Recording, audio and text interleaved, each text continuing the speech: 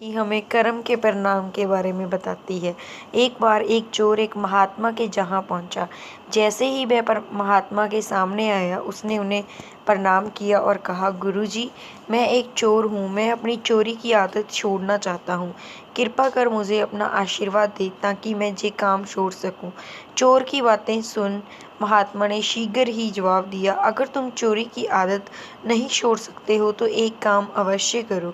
चोरी करने के तुरंत बाद अपने गुनाहों को उन लोगों के सामने स्वीकार कर लो जिनके जहाँ तुम चोरी कर रहे हो, और या फिर जिनके जहाँ तुम चोरी करने के इरादे से गए हो, पहले तुम उन्हें ये बता दो। अगले दिन चोर एक घर में घुसा। जैसे ही वह वहाँ रखे आभूषणों की अपनी थैली में रखने लगा, उसे गुरुजी की कही बात याद आ गई।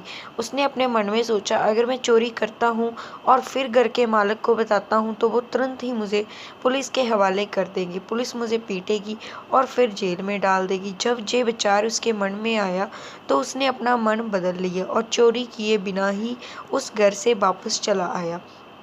उसके बाद उसने चोरी करने की बहुत कोशिश की, पर सज़ा के डर से वह एक बार भी ऐसा नहीं कर पाया।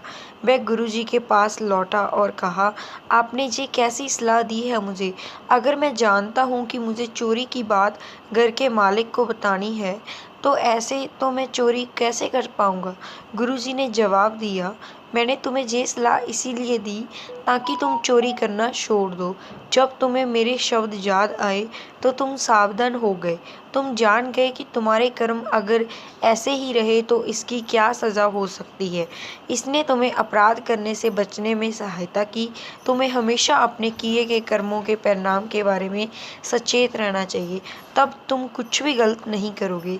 ज़्यादातर लोग जागरूकता की कमी के कारण गलत कार्य करते हैं, इसीलिए किसी भी कार्य को करने से पहले हमें उसके परिणाम के बारे में अवश्य सोचना चाहिए। अपना सुधार संसार की सबसे बड़ी सेवा है।